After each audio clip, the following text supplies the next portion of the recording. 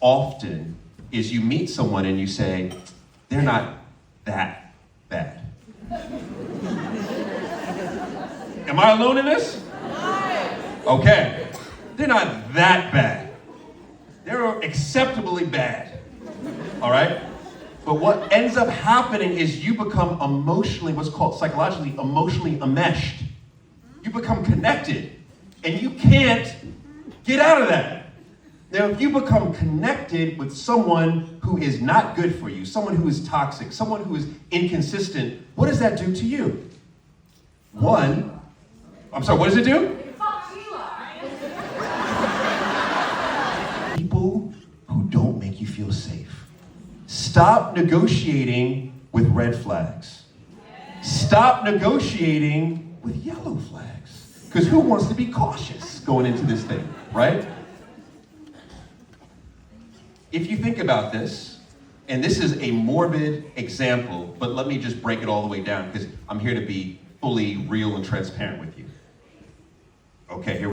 This is what I've learned from Married at First Sight, and quite honestly, this applies to every single reality TV show, and it applies to every single person in this room, is that you never know the full story. You know what I'm saying?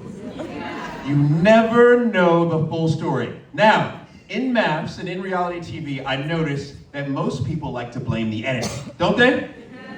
Don't they blame the edit? Well, let me tell you this. I've never heard them blame the music. They blame the music. Really? Do they say it's bad music? Oh, it's too emotive music. Oh, wow. I'll take that note back. That's interesting. So the top complaint from the contributors is always the edit. But let me tell you something. The edit never, ever puts words in your mouth.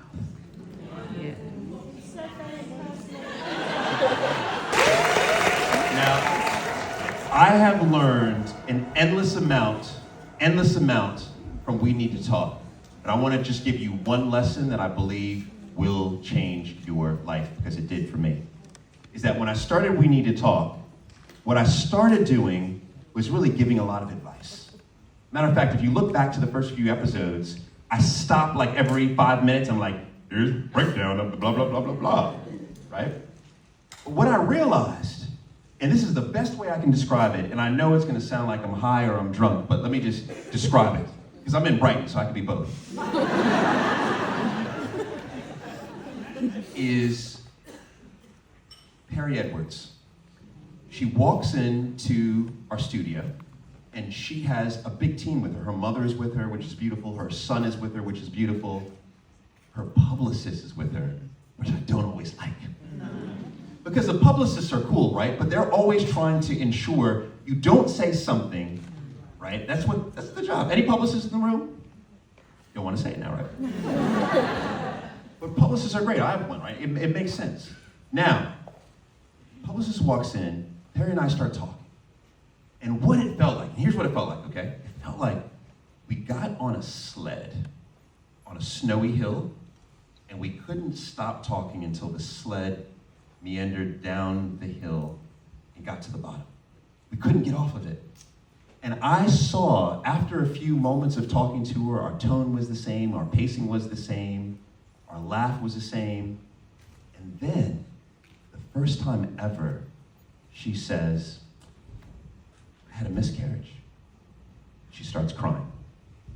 Now, she hadn't planned to say that. I don't think her publicist wanted her to say that. But it was us, the two of us, on this sled to the bottom.